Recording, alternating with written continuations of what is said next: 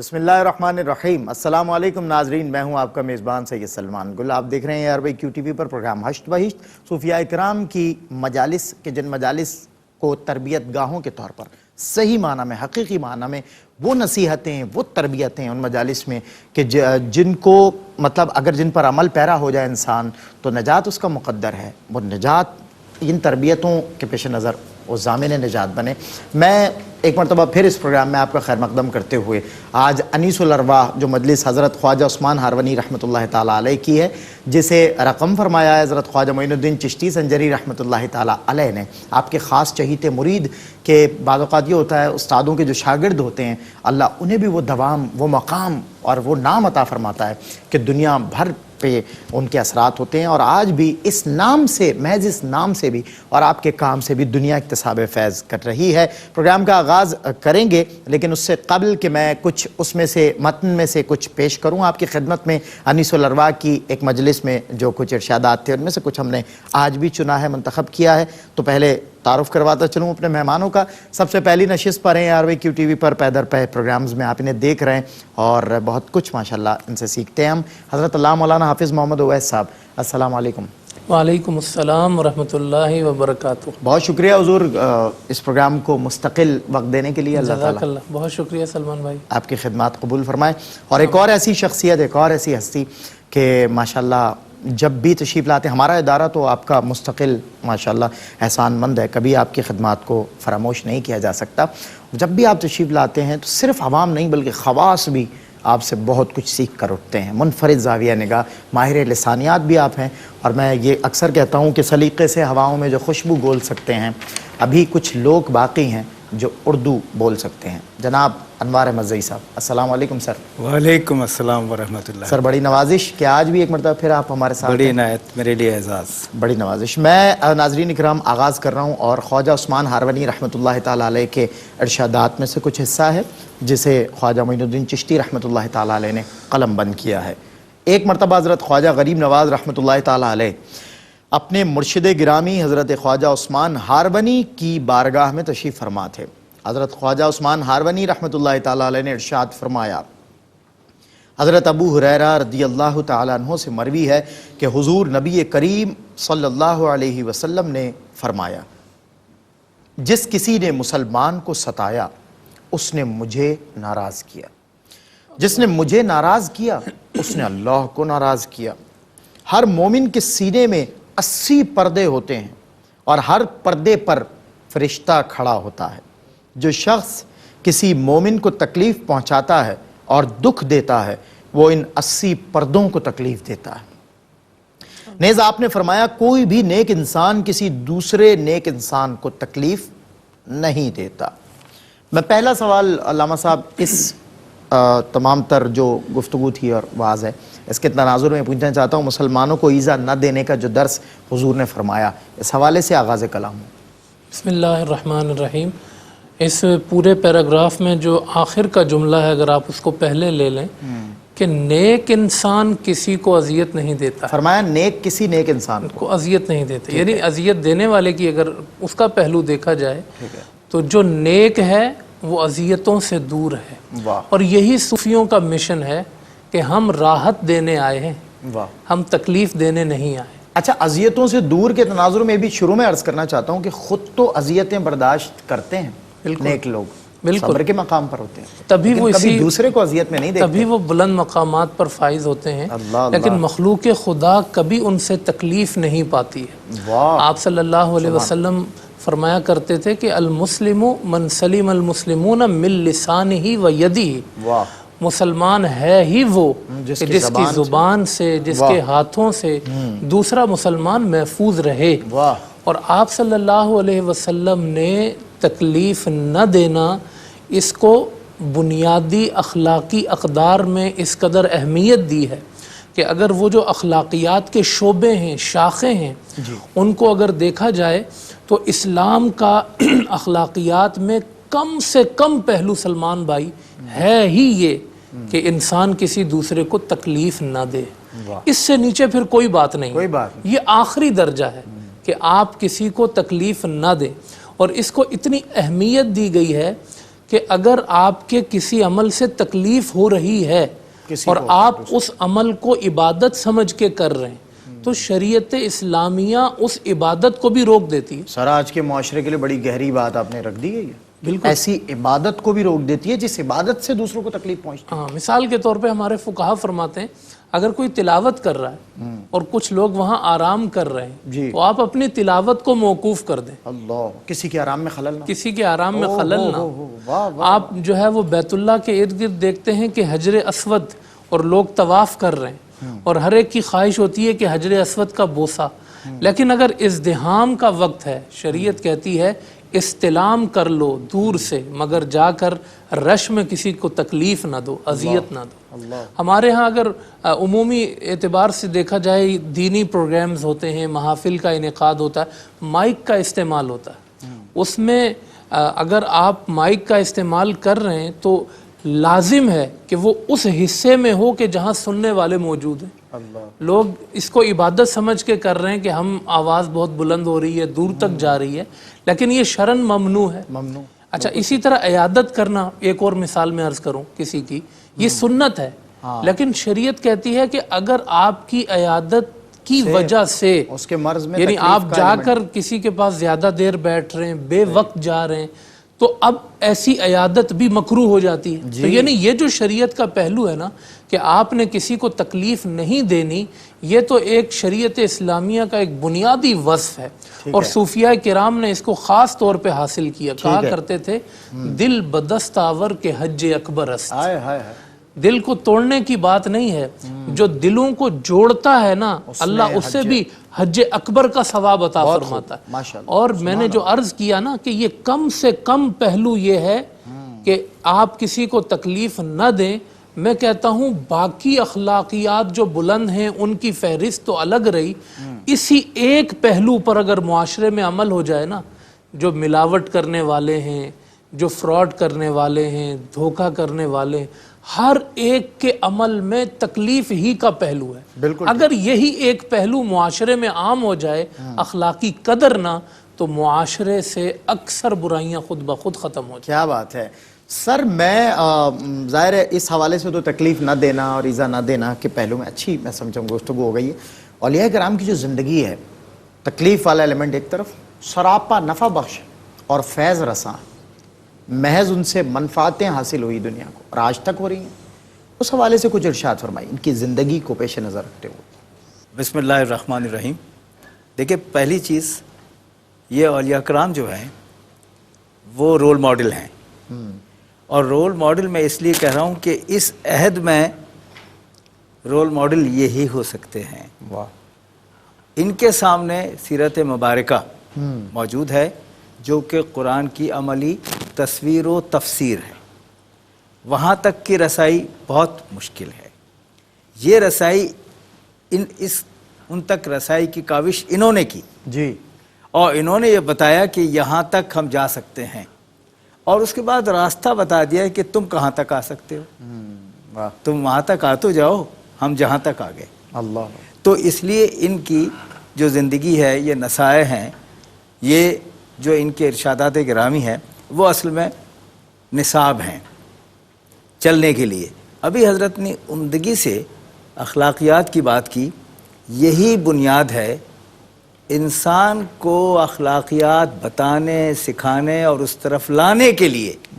یہ سارے دبستان قائم ہوئے ہیں، اور یہ مجالس اور ان کا انداز وہی ہے. آج کے دور کے لوگوں کی طرف نہ جایا جائے.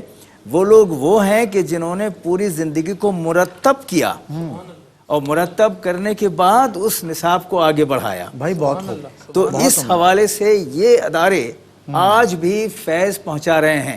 اس میں حضرت کی اجازت سے سٹارٹ سے لے کر تب تک تا حال جو آپ فرما رہے، پہلے اپنے آپ کو پریپیئر کرتے رہے، دنیا کو دکھاتے رہے، اور انہوں نے ایک شخصیت بنا کے پھر اس کے بعد اس کے اثرات. جی، اور اس ماحول کو کریٹ کیا، میں کہوں گا کریٹ، انوائرمنٹ کو کریٹ کیا. ہاں، اس لیے کہ اس کا ریوائول ہوا ہے. ہاں، سارٹ آف کریشن. وہ کیسے؟ وہ اس طرح سے کہ دیکھیے خے لام قاف زبر کے ساتھ خلق. یہ خلق جو ہے وہ ظاہری کریشن ہے. واہ. ظاہری تخلیق خے لام قاف زبر کے ساتھ خلق، خلق ہے، ٹھیک، اور خے لام قاف پیش کے ساتھ خلق، یہ باطنی تخلیق ہے. بہت خوب. یہ باطنی تخلیق ہے. پہلے ظاہری تخلیق ہوتی ہے، پھر ایک عمل سے انسان گزرتا ہے تو پھر خلق کی طرف آتا ہے تاکہ اس کی تفہیم کر سکے. سبحان اللہ. ان حضرات نے خلق کی پوری کیفیت کو سمجھانے کی نہ صرف کاوش کوشش کی کامیاب، بلکہ خود اس کا نمونہ بن کے دکھایا. سبحان اللہ. کہ اخلاقیات اسے کہتے ہیں، خلق اسے کہتے ہیں. اور دیکھیے خلق جو ہے وہ ایک ایسا میزان ہے جس میں آپ کوئی بٹہ رکھ دیں جی، لیکن آپ کی طرف سے اگر عز اور انکسار کا بٹہ ہے تو وہی جھکے گا، سب سے زیادہ وہی. کوئی اور طرف کوئی چیز نہیں جھکے گی. جناب، نہ طمع، نہ لالچ، نہ پیسہ، نہ اقتدار، نہ اختیار، نہ دولت، نہ ثروت، کچھ نہیں. سربلند خلق ہی ہوگا جھکنے سے. یقیناً اور یہی چیز جھکتا وہی ہے جس میں جان ہوتی، جس میں جان ہو، وزن ہو، وزن ہو. تو ایسی صورت میں سب سے اہم چیز جو ہے وہی یہی خلق ہے. اور اس خلق کے ناطے و رشتے ہی سے ساری بات ہے. یہاں میں بات کو مکمل کرتا ہوں کہ دیکھیے اس میں پہلو یہی ہے، آپ کس کے ساتھ زیادتی کر رہے ہیں؟ آپ کے پاس معیار ہے، صاحب وہ میرا ملازم ہے، میں نے کہہ دیا. صاحب وہ پڑوسی ہے، شر پھیلا رہا تھا، میں نے کہہ دیا.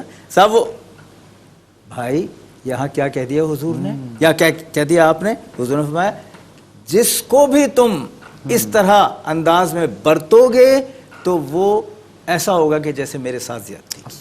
گویا آپ اب نہ دیکھیں کہ محکوم کون ہے اور گارڈنر کون ہے، اب آپ کو انسان کی صورت میں اسے دیکھنا ہے. یہ ہے اخلاقیات کی وہ چیز، خلق کی وہ چیز کہ جو خلق کے بعد سکھاتے ہیں وہ کہ یہاں درجہ بندی نہ کرو بلکہ انسان اور انسانیت ایک کل کا نام. اللہ اکبر. سر کیا بات ہے، کیا خوبصورت نصیحت آموز انداز میں ماشاءاللہ. اور میں عرض کروں ناظرین کرام، جاتے جاتے بریک پہ جا رہا ہوں کہ حضور نبی کریم صلی اللہ علیہ وسلم محسن انسانیت ہیں. ہم آج کسی بھی شخص کو جس کا ویلفیئر مائنڈ ہو، پریکٹیکلی وہ نظر آ رہا ہو بہت زیادہ اچھے لوگوں کی خدمت کرتا ہوا، ہم کہتے ہیں انسان دوست. میرے نبی سے بڑا انسان دوست کون ہوگا، جنہوں نے فرمایا کسی انسان کو ایذا دینا گویا مجھے تکلیف دینا ہے، اور فرمایا نیک انسان کبھی کسی نیک انسان کو ایذا نہیں دیتا. کیا خوبصورت ارشادات ہیں اور کتنا اچھا آغاز ہوا ہے. اور حضور کو ناراض کرنا یقیناً رب کو ناراض کرنا ہے. آج ہم دیکھ لیں کہ ہم اپنی زندگی میں ہر لحظہ، ہر قدم، کب کیسے حضور کو ناراض کر رہے ہیں، گویا رب کو ناراض کر رہے ہیں. اللہ تعالی ہمیں عمل کی توفیق عطا فرمائے. بریک کے بعد انشاءاللہ مزید کچھ ہے میرے پاس، پھر شامل کرتے ہیں انیس الارواح میں سے کچھ اقتباسات اور کچھ سوالات. آپ ہمارے ساتھ رہیے. خوش آمدید ناظرین، آپ کا خیر مقدم ہے پروگرام ہشت بہشت. میں آپ کا میزبان سید سلمان گل. رفیق سفر ہیں حضرت علامہ مولانا حافظ محمد اویس صاحب، دا گریٹ سر پروفیسر انوار احمد زئی صاحب. قبلہ ہم جو بریک سے قبل منفعتیں جو اولیاء کرام کی زندگی سے حاصل ہوتی ہیں، اور سراپا ایک بندہ مومن کو بھی نفع بخش ہونا چاہیے، فیض رساں ہونا چاہیے، اس آدمی سے لوگوں کو نفع ہو. تو جو منفعت کے مزید کچھ پہلو اور مزید کچھ ڈائمنشنز ہیں جو کسی بھی سوسائٹی میں افراد و فرد تک محیط ہیں، میں چاہتا ہوں اس پر بھی کسی انداز سے مختلف جہتوں سے کلام کیا جائے. بسم اللہ الرحمن الرحیم. صوفیاء کرام نے اپنی مجلسوں میں ظاہری نفع، باطنی نفع، ہر پہلو کو انہوں نے کوشش کی کہ وہ لوگوں تک پہنچا سکے. ٹھیک ہے. یہ جو روحانی تربیت ہے یہ خود ایک نفع ہے. یہ جو تعلیم ہے، حسن ادب ہے، اس کو سکھانا یہ خود اتنا بڑا نفع ہے معاشرے میں کہ جو پورے معاشرے کی تبدیلی کا باعث ہے. تو ایک وہ شخص، ہر تلقین میں ان کی نظر آ رہا ہے. بالکل، ایک وہ شخص جو اپنے آپ کو فقیر کہتا ہے، صوفی درویش ہے، وہ ایک مجلس سجا کے بیٹھا ہوا ہے، اور جب وہ ان لوگوں کو تعلیم و تربیت دیتا ہے تو اس ایک مجلس سے پورا معاشرہ حسن پا جاتا ہے. واہ. جہاں جہاں تک ان کی تعلیم پہنچتی ہے، ان کے معاملات پہنچتے ہیں، تبدیلی نظر آتی ہے. تو یہ خود صوفیوں کی جو مجلس ہے یہ خود ایک نفع کا سامان ہے. اور میرے آقا صلی اللہ علیہ وسلم فرمایا کرتے تھے خیر الناس من ینفع الناس، لوگوں میں سب سے بہتر ہے ہی وہ کہ جو دوسروں کو نفع پہنچائے. نفع پہنچانے کے لیے ہی اللہ نے آپ کو پیدا کیا ہے، نفع پہنچانا ہی انسانیت میں مقصد ہے.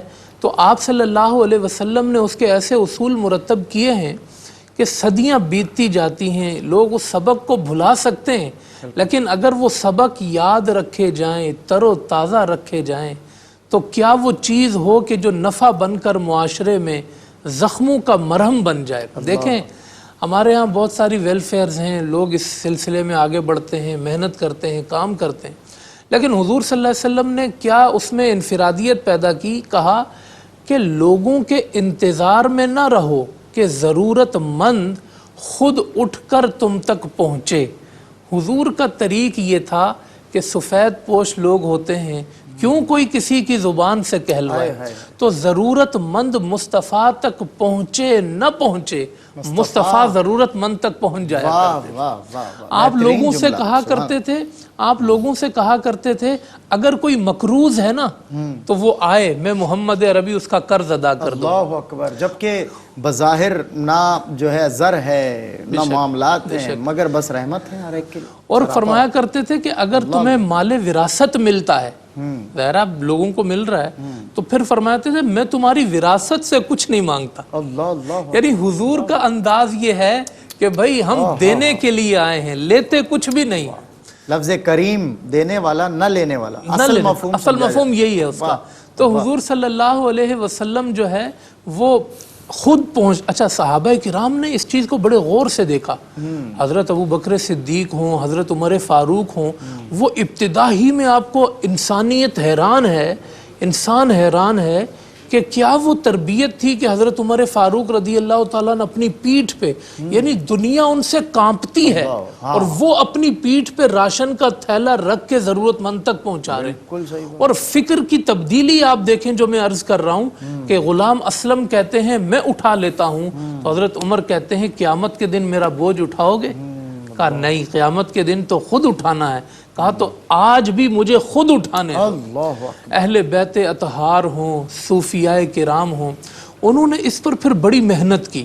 ایک پہلو اس کا آخر میں اور ذکر کروں، اسی نفع سے ریلیٹڈ انہوں نے ہمیشہ اس کے لیے کوشش کی. میں اپنے سننے والوں کو صوفیاء کرام سے مثالیں بہت ساری پیش کی جا سکتی ہیں. ایک چیز کے لیے ہمیشہ محنت کریں، دوسروں کو خوشی ضرور دیں. اللہ 60 سال نفلی عبادت سے زیادہ افضل یہ ہے کہ آپ کے کسی عمل سے کسی کو خوشی مل جائے. بہت خوب، سبحان اللہ سبحان اللہ. یہ پہلو جو ہے نا بالکل علامہ صاحب بالکل اچھا ایک نقطہ آپ نے پیش کیا. سر پازیٹیو سائنس کی طرف تو ظاہر ہے جو بھی سائنس ہیں پازیٹیو اس کی طرف انہوں نے اشارہ کیا، نفع کی مختلف جہتوں کی طرف، اور حضور کے ارشادات بھی ہمارے رہنمائی کر رہے ہیں. انفیکٹ انیس الاربعہ کی مجلس میں سے جو اقتباسات ہم نے متن پہلے پیش کیا اس میں بھی ہمیں منفعت اور نفع کے لیے امپلیمنٹیشنز نظر آ رہے ہیں، ایسے کریں ویسے کریں. اب آپ دیکھ رہے ہیں جا بجا اسٹیٹ میں، ریجنز میں اور سسٹم میں وہ جو چیزیں آج مزاحم ہیں، انکلوڈڈ ان دا سسٹم ہیں، ان کے پیش نظر جو ہمیں وہ کرنے سے روکتی ہیں، وہ کام کرنے سے روکتی ہیں. مطلب نیگیٹو میں چاہتا ہوں پوائنٹ آف ویو سے بھی اس کو دیکھا جائے، جو نیگیٹیوٹیز کریٹ کی گئی ہیں، مزاحم جو ہیں، ان پر کچھ ارشاد فرمایا. اب ان کے پیش نظر کیسے چلا جائے گا، کیسے یہ کام سر انجام دیے جائیں گے؟ اصل میں کرکس آف ڈسکشن ہی یہ ہے جی کہ یہ سارے مثبت پہلو، یہ سارے درس، ہدایات، حکایات، ملفوظات ہمارے سامنے ہیں. جی ٹھیک ہے، لیکن ان پر امپلیمنٹیشن کے لیے، عمل درآمد کے لیے، ماحول سازی کے لیے، ماحول کو سازگار بنانے کے لیے جو بھی طریقہ اختیار کیا جائے یا جا سکتا ہے یا جا رہا ہے، اس میں رکاوٹیں سامنے آ رہی ہیں. جی اس میں بہت سارے عناصر مزاحم ہیں. لیکن میں توجہ دلانا چاہتا ہوں کہ کب یہ مزاحم نہیں تھے. ٹھیک ہے، ان مزاحم کو ختم کرنے کے لیے ہی اولیاء کرام نے یہ مجالس سجائی تھیں اور یہ یعنی ہر دور مرتب کیے تھے. یعنی ہر دور میں مزاحم تھے. ستیزہ کار رہا ہے ازل سے تا امروز، واہ واہ، چراغ مصطفی سے شرار بلہبی. ہائے ہائے ہائے، تو یہ ازل شرار سے تا امروز، تا امروز. تو اب یہ جب امروز تک واہ کی کیفیت یہ ہے اور اس کا آغاز ازل سے، ازل سے، تو مطلب مزاحم ہونا نئی بات نہیں ہے. مزاحم سے نبرد آزما ہونا نیا ہو سکتا ہے، وہ امکانی ہو سکتا ہے، وہ عہد کے مطابق مکانی اور مقامی ہو سکتا ہے. ان کے لیے یہ ہمارے سامنے شمع ہے.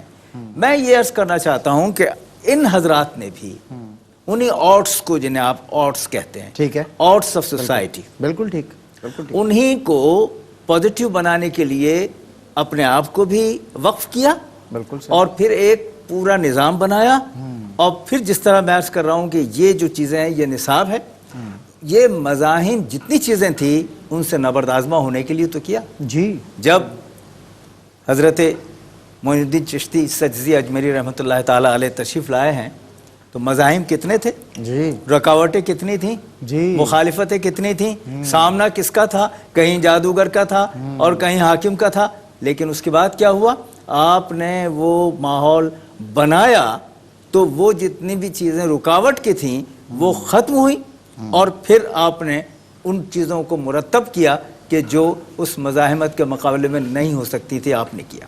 آج کے دور میں یہاں اپنی بات کو مکمل کرنا چاہوں کہ اس وقت کیفیت کیا ہے۔ دیکھیں 3 ادوار مزاحمت کے تاریخ میں رہے ہیں۔ جی، ایک دور مزاحمت کا وہ تھا جی، جب حضور تشریف لائے تھے اور ساری صعوبتیں آپ نے اپنے اوپر جھیلی، اپنے اوپر جھیلی، برداشت کی، مزاحمت ہے نا یہ، اور کیسی مزاحمت، کیسی اور کیسے غلامان مصطفیٰ تھے، اور کیسے جانثاران مصطفیٰ صلی اللہ تعالیٰ علیہ وآلہ وسلم تھے کہ ساری کیفیت سے گزر گئے، لیکن وہ جو ایک چیز رکاوٹ تھی وہ ان کے لیے رکاوٹ نہیں تھی، وہ ان کے لیے سعادت تھی، وہ کہہ رہے ہیں تو آج تو ایک وہ دور تھا۔ ٹھیک ہے، پھر حضور نے ایک پوری کیفیت کو بنا دیا۔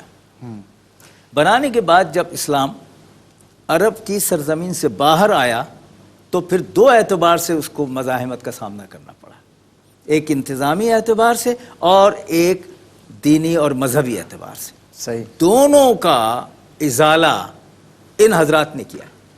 یہ کہاں کہاں گئے ہیں ذرا یہ دیکھیے، میں کبھی یہ بات کہتا ہوں کہ ان حضرات کو فرد نہ سمجھیں، یہ جامعات ہیں۔ جی، اور چلتی پھرتی، بالکل وہی عرض کرتا ہوں کہ آج تو ہم جامعات تک جاتے ہیں، یہ جامعات لوگوں تک آتے ہیں۔ کیا بات ہے، کیا بات ہے، وہاں آ کے سمجھاتے ہیں، کیا بات ہے، سبحان اللہ۔ تو ایسی صورت میں یہ لوگ وہ تھے کہ جنہوں آج چونکہ وہی بات ہو گئی کہ مصطفیٰ کریم کہتے ہیں کہ ضرورت مند مشتاق نہ ہے۔ بالکل بالکل، اور اسی لیے آج کے عہد میں چونکہ مغرب کا تسلط ہے جی، تو ہم اس تسلط کو ترقی سمجھ رہے ہیں۔ جی، اب حالانکہ یہ تنزل کتنی بڑی، this is the nation of most misunderstood people, sir میں یہ کہنا چاہوں گا اس اعتبار سے، اس لیے کہ ان کے سامنے ہمیں یہ باور کرانا چاہیے کہ آپ کی میٹریلسٹک ڈیولپمنٹ اپنی جگہ، اسپریچول ڈیولپمنٹ آپ کے یہاں نہیں ہے، اور اب جب مقابلہ کر رہے ہیں تو مقابلہ یہ کر رہے ہیں کہ تم یہاں سے لے کر کیا جا رہے ہو، ہمارا اعزاز یہ ہے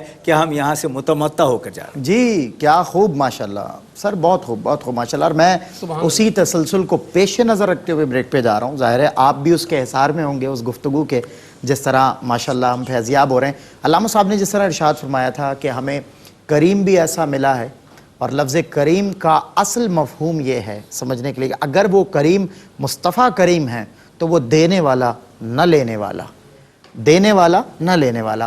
آج کے دور میں جو گیو اینڈ ٹیک کا دور ہے، ہر طرف ہمیں یہی نظر آتا ہے۔ انفیکٹ اگر ہمیں ایجوکیشن بھی چاہیے تو اس کے لیے کچھ نہ کچھ دینا پڑتا ہے اور پھر لینی پڑتی ہے۔ یہ کیسے لوگ تھے، یہ کیسی شخصیات تھیں، یہ کیسے لوگ تھے کہ جو اپنے آپ پر سب کچھ برداشت کر کے، اور جس طرح فرمایا کیسے کیسے مزاحم کو آپ نے جھیلا، برداشت کیا، مگر لوگوں تک نفع پہنچایا، لوگوں تک فائدہ پہنچایا۔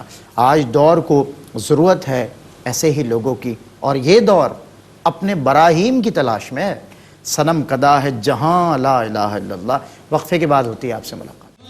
جی، خوش آمدید ناظرین، آپ کا خیر مقدم ہے پروگرام ہشت بہشت میں انیس الارواح کی ایک مجلس، جو کہ حضرت خواجہ عثمان ہارونی رحمۃ اللہ تعالیٰ علیہ کے ملفوظات میں سے کچھ حصہ ہیں، جسے خواجہ معین الدین چشتی سنجری رحمۃ اللہ تعالیٰ علیہ آپ کے خاص چہیتے اور آسمان ولایت کے درخشاں ایک ستارے نے رقم فرمایا ہے۔ میں نے کچھ اس میں سے اقتباس ابتدا میں پیش کیا تھا، لیکن چونکہ اس کی موضوع کی ڈائمنشن سے کچھ سوالات نکل رہے تھے، کچھ ذہنی الجھاؤ تھا جسے کلیئر کیا ہے علامہ صاحب نے، پروفیسر صاحب نے اسپیشلی۔ میں اب مزید کچھ آپ کی خدمت میں پیش کر رہا ہوں۔ اس مجلس میں جو ملفوظات تھے ان میں سے حصہ حضرت عثمان ہارونی رحمۃ اللہ تعالیٰ علیہ نے ارشاد فرمایا۔ حضرت امام اعظم ابو حنیفہ رحمۃ اللہ تعالیٰ علیہ بارگاہ رسالت صلی اللہ علیہ وسلم میں حاضر ہوئے اور سلام عرض کیا، السلام علیکم یا سید المرسلین، روضۂ اقدس سے جواب ملا، وعلیکم السلام یا امام المسلمین، مسلمانوں کے پیشوا تم پر سلام۔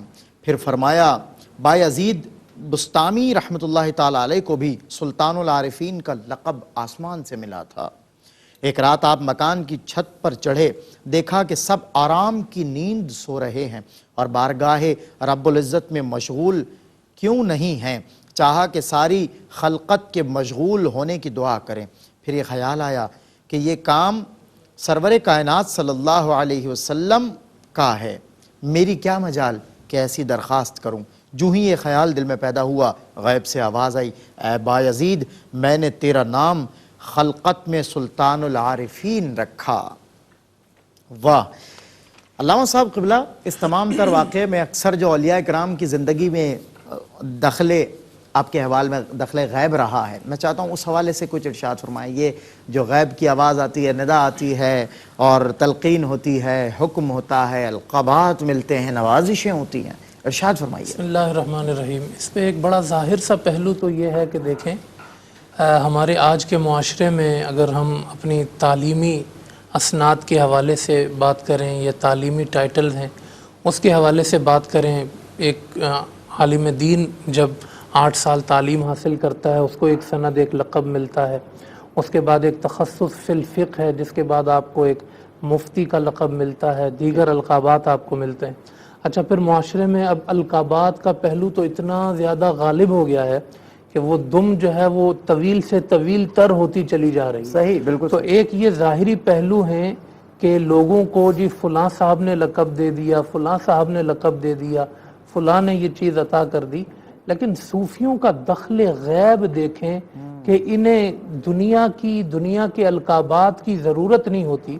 جب یہ اس مقام پر پہنچتے ہیں کہ اپنے آپ کو سیکل کرتے ہیں، گروم کرتے ہیں، وہ جو ان کی اسپریچول پیوریفیکیشن ہے، جب یہ اس مقام پر پہنچتے ہیں تو غیب کا آپ دخل دیکھیں کہ پھر معاشرے کے لوگوں کی بات نہیں ہوتی، رب کائنات انہیں خود لقب عطا فرماتا ہے۔ اللہ اکبر! کہیں انہیں سلطان العارفین کہا جا رہا ہے، کہیں انہیں سلطان الاولیاء کہا جا رہا ہے۔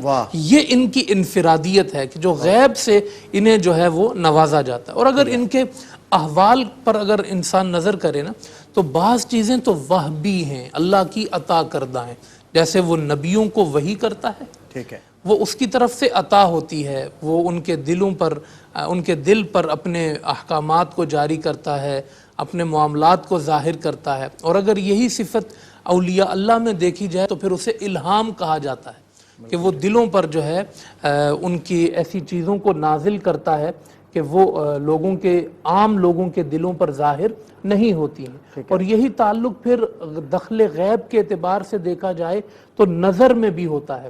آنکھیں سب کے پاس ہیں لیکن بعض کی آنکھیں بصارت کے کام آتی ہیں، لیکن جنہیں دخل غیب کا معاملہ حاصل ہوتا ہے ان کی آنکھیں بصارت کے بھی کام آتی ہیں، بصیرت کے بھی کام آتی ہیں۔ ان کی آنکھوں میں ایک ایسا نور آ جاتا ہے، وہ جو کہا گیا نا کہ نفل پڑھتے پڑھتے بندہ میرے اتنے قریب آ جاتا ہے میں اس کی آنکھیں بن جاتا ہوں۔ تو جس کی آنکھیں رب بن جاتا ہے اس کی آنکھوں میں کتنا دخل غیب ہوگا۔ اسی لیے میرے مصطفیٰ فرمایا کرتے تھے اتقوا فراست المؤمن، مومن کی فراست سے ڈرا کرو، فَإِنَّهُ يَنْظُرُ مِن نُورِ اللَّهِ، آنکھ کی پتلی سے اور لوگ دیکھتے ہوں گے، یہ جو دخل غیب والے ہیں نا یہ اللہ کے نور سے دیکھتے ہیں۔ تو ان پر چیزیں منکشف ہو جایا کرتی تھی اس نور کے صدقے کے۔ مجلس میں صحابی آئے، یا رسول اللہ صلی اللہ علیہ وسلم ایک بات پوچھنے آیا ہوں۔ میرے مصطفیٰ نے کہا پوچھو، اگر چاہو تو تمہارا سوال بھی بتا دوں، جواب تو دوں گا، سوال بھی بتا دوں۔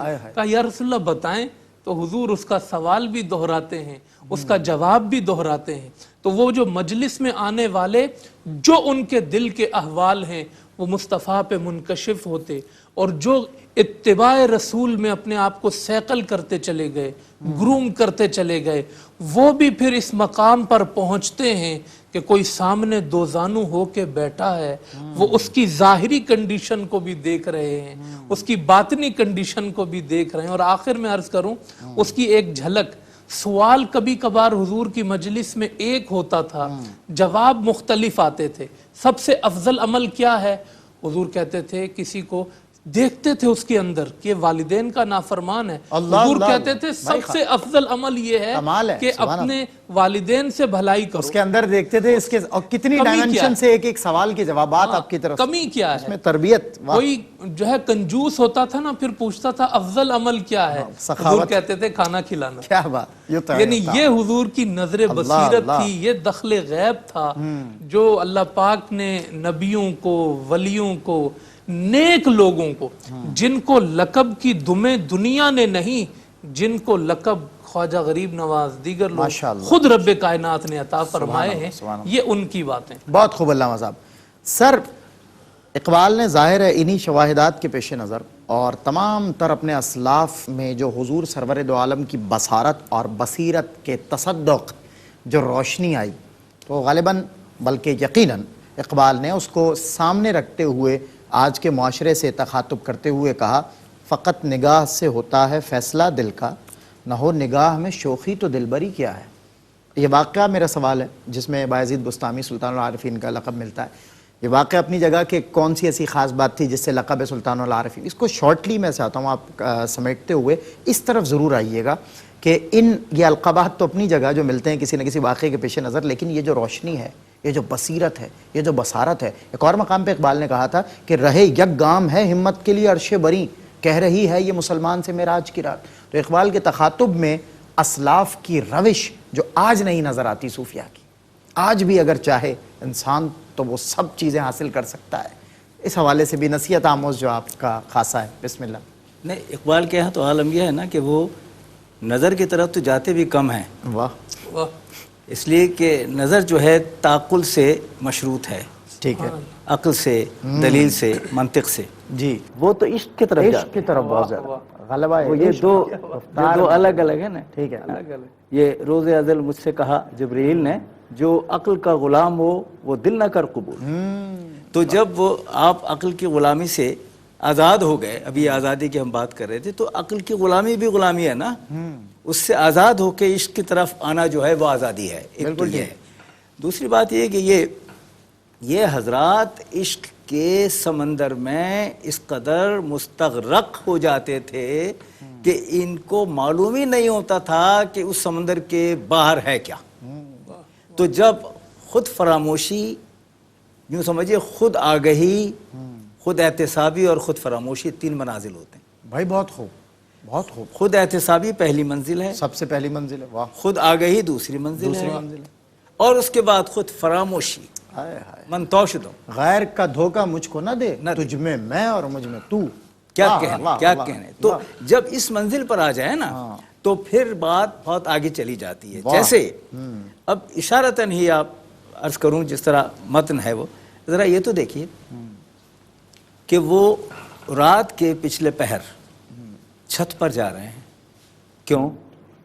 عبادت کر رہے ہیں، کرتے کرتے اٹھ رہے ہیں، اس خیال سے کہ میں تو متمتع ہو رہا ہوں، سمیٹ رہا ہوں، میرا عقیدہ ہے، لیکن باقی لوگ محروم ہیں۔ اب یہ درد ہے، یہ کسک ہے، فکر ہے، واہ واہ، یہ بالکل فکر ہے۔ وہاں جا کے کہہ رہے ہیں کہ ہیں یہ سب آرام سے سو رہے ہیں، ان کو جگا کر میں اس طرف لاؤں، فوراً خیال آتا ہے کہ یہ منصب تمہارا نہیں ہے، خیال کرو، پیچھے ہٹو، اتنا آگے نہ بڑھا، اتنی بھی نہ بڑھا۔ اب کیا پاکی ہے دامن کی حکایت، دامن کو ذرا دیکھ، ذرا بند قبا دے، کیا کہنے۔ تخاطب غیبی میں مقام بھی آیا ہو رہا ہے، آیا بالکل نا۔ تو اس لیے آپ کہ یہ تو حضور کا کام، تجاوز خود ہے، خود ہی نہیں ہے۔ اور جب یہ بات کہہ کر آپ پیچھے ہٹے، دیکھیے آگے بڑھنے پر تو انعام اکرام ہے، پیچھے ہٹنے پر بھی ہے۔ اللہ، کہ آپ نے اندازہ لگایا کہ کہاں جبریل کے پر جل رہے ہیں، تو وہاں جبریل کو آگے نہیں جانا، تو وہ پیچھے ہٹے، تو پھر انعام میں یہ احساس ملا۔ یہ احساس اس انداز میں ہے۔ اور آخری بات عرض کروں کہ امام ابو حنیفہ رضی اللہ تعالی عنہ ان پر آئیں تو آپ ذرا دیکھیے کہ بات کیا عجمی ہیں، اور حضور جو ہیں وہ عنایت فرما یہ رہے ہیں کہ اب جو انہوں نے کام کیا ہے، اللہ نے قرآن مجھ پر نازل کیا، میں نے یہ آگے تک پہنچ، اب اس کے تہ درتے اور میری سیرت کے تہ درتے اور اس کو فقہ کی صورت میں مرتب کرتے کرتے اور پھر اس کو احادیث کے انداز میں پیش کرتے کرتے اس شخص نے اپنی زندگی تجدید کیوں؟ اس لیے کہ حضرت جنید بغدادی رحمۃ اللہ تعالیٰ علیہ کے بقول زندگی وہ ہے جس میں انسان اپنی زندگی جلا کے دوسروں کی زندگیوں کو جلا بخشے۔ جلا، واہ، جلا کے جلا۔ تو آپ نے پوری زندگی کو جلا کے دوسروں کی زندگیوں کو جلا بخشی ہے، تو اللہ رب العزت نے حضور انور صلی اللہ تعالیٰ علیہ وآلہ وسلم کے وساطت سے یہ مقام عطا فرمایا۔ کیا کہنے، کیا کہنے سر، آپ کی اس خوبصورت گفتگو میں اور اس منظر کشی میں ان صوفیاء کی جو کیفیات ہیں وہ پیش نظر رہیں تو کوئی بھی دور ہو، کتنا متنفر ہو، کتنا منتشر ہو، مجھے وہ محسن کی بات یاد آتی ہے کہ بوسیدہ پرانے کسی سامان میں رکھ دے یا پھر کسی ٹوٹے ہوئے گلدان میں رکھ دے، چاہت کے چراغوں کو تو جلنا ہے جلیں گے، تو ان کو اٹھا کر بھلے طوفان میں رکھ دے۔ Thank you so much professor صاحب، آپ تشریف لائے۔ علامہ صاحب کیا کہنے، ماشاءاللہ کیا گفتگو رہی، اور کیا ماشاءاللہ آنے سے آپ احباب کے جو 4 چاند لگے ہیں، اللہ آپ کے علم میں مزید برکتیں عطا فرمائے۔ یقیناً میں چونکہ ناظرین کا بھی ترجمان ہوں اور ادارے کا بھی، تو ان کی جانب سے جو دعائیں آپ کے دلوں سے نکلتی ہیں وہ بھی تحدیث نعمت کے لیے۔ عرض کرنے کا مقصد اور مدعا یہی تھا کہ آج معاشرے کو ضرورت ہے اسی روش کی جس سے ہم دور ہو گئے، وہی نرم روی کہ جس کے لیے رب نے اپنے بندوں سے تخاطب کر کے انہیں نصیحت آموز انداز میں اور تلقین کے انداز میں بتایا کہ رحمان کے بندے وہ ہیں جو زمین پر نرمی سے چلتے ہیں۔ زمین پر نرمی سے چلنے کی ایک روش بایزید بستامی کے اس آخری سوال میں بھی آپ کو نظر آئی کہ سوچا ضرور، فکر ضرور تھی، لیکن پھر اس نرمی نے اس پر غلبہ پا لیا، اور اللہ نے کیا مقام عطا کیا، عز، انکساری، تواضع جو ہم میں سے ختم ہو گیا، پیشنس جو ہم میں اب نہیں رہا، آج کے معاشرے میں نہیں رہا، ایک دوسرے سے رشتوں میں، ایک دوسرے سے ملنے میں، ملانے میں، اپنے بڑوں چھوٹوں میں جو تہذیب ہمارا فخر تھی، جو تہذیب ہماری عزت تھی، جو پیشنس ہمارا زر تھا، ہماری دولت تھی، جو صبر جس سے ان مقامات پر ہم نے اپنے اسلاف کو، صالحین کو دیکھا، آج وہ ہم میں سے ختم ہوتا جا رہا ہے۔ معاشرے کو اس کی ضرورت ہے، وہ صبر اب بھی ہمارا منتظر ہے، مگر ہم اس سے دور ہیں، ذرا سی دوری پر ہیں۔ بس یہ وہ جو خودی ہے، اس خودی کا جو ایک راز ہے وہ یہی ہے کہ ہم سمجھ لیں اس خالق کائنات کو، ہم قریب ہو جائیں اس راستے سے جسے ہم نے بھلا دیا۔ اللہ رب العزت ہمارا اور سب کا حامی و ناصر ہو۔ انیس الارواح کی مجلس میں سے آج جو انمول موتی ہم نے پیش کیے اس میں کوئی کمی بیشی، اگر کوئی غلطی کوتاہی سرزد ہوئی ہو، اللہ اپنی رحمت سے معاف فرمائے۔ میں اپنے ناظرین سے اجازت طلب کر رہا ہوں، آپ کیو ٹی وی پر اپنی محبتوں کو اسی انداز سے پیش کیا کیجئے، ہماری خدمتیں وصول ہو جائیں گی۔ السلام علیکم ورحمۃ اللہ وبرکاتہ۔